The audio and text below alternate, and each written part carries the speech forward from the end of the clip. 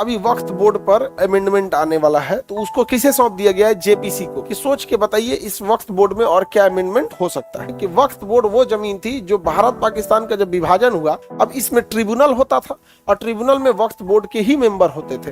अब इसमें गवर्नमेंट क्या एक्शन लेगी क्या नहीं, जब देखिए संसद में समिति का काम क्या होता है और ये कमेटी बनाई क्यों जाती है।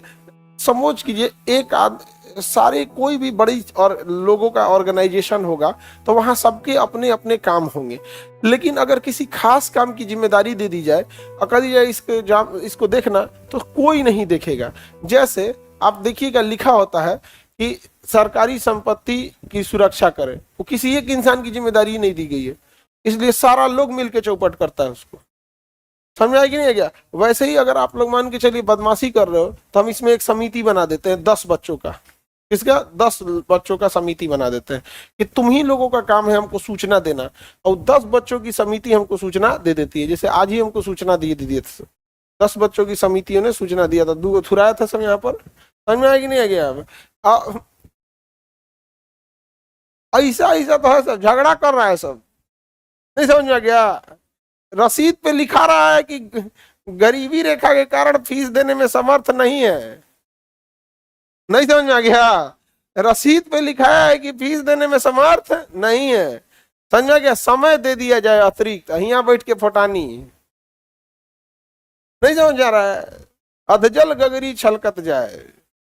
और ये हाँ ये यहाँ अब हम लोग की बिहार की ये समस्या है। यहाँ पर घमंडे मातल रहते हैं सब आदमी। ईएमआई का फोन लेके बैठेगा, किराया सब सुबह सुबह समिति बना देते हैं। वैसे लड़की सब में कुछ समिति बना देते हैं, लेकिन कोई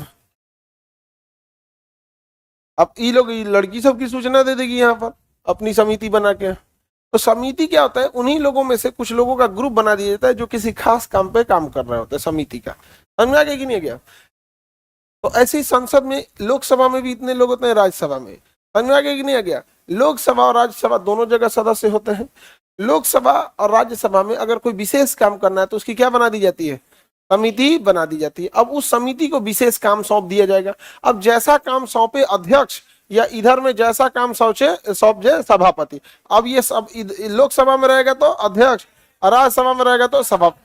लेकिन प्रॉब्लम क्या हो जाती है, जब कई बार जेपीसी बनाई जाती है, joint parliamentary committee, joint parliamentary committee, JPC. अब इसमें लोकसभा का भी रहेगा, राज्यसभा का भी रहेगा। अब इसको लीड कौन करेगा? अलग अलग चीज हो जाते हैं लीड करने के लिए जेपीसी में। तो इसको कौन लीड करेगा? जैसे अभी वक्फ बोर्ड पर अमेंडमेंट आने वाला है, तो उसको किसे सौंप दिया गया है? जेपीसी को, ज्वाइंट पार्लियामेंट कमेटी को। कि सोच के बताइए इस वक्फ बोर्ड में और क्या अमेंडमेंट हो सकता है।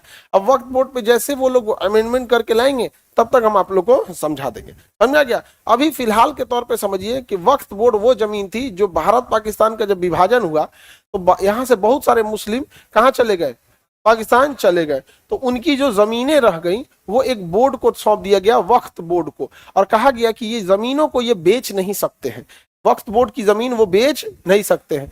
हाँ, इसे रेंट पे लगा सकते हैं, अनाथ आश्रम खोल सकते हैं, अस्पताल खोल सकते हैं, समाज की भलाई के लिए काम कर सकते हैं, बट बेच नहीं सकते हैं। समझ में आ गया कि नहीं आ गया यहाँ पे? तो वो जमीनें, दिक्कत कहाँ आई कि जमीनी विवाद तो आजादी से पहले भी चल रहे थे, उस समय भी जमीन के विवाद होंगे और अभी भी जमीन के विवाद है। तो दो तरह का विवाद इसमें ज्यादा आ गया। एक तो है नहीं यहाँ पर, अब उसके जिसका है ये नहीं तो विवाद को अब 5 बीघा छोड़ के गया, कोई 6 बीघा कह दे तो ये तो पकड़ के उसको ला, या तो पूरा उसका लेखा जोखा तैयार करो। अब इसमें ट्रिब्यूनल होता था और ट्रिब्यूनल में वक्फ बोर्ड के ही मेंबर होते थे। अब इसमें गवर्नमेंट क्या एक्शन लेगी क्या नहीं, जब इस पे रिपोर्ट आएगा तो हम समझेंगे। यहाँ पर तो किसी भी चीज की जांच के लिए किसे सौंपा जाता है? समिति के।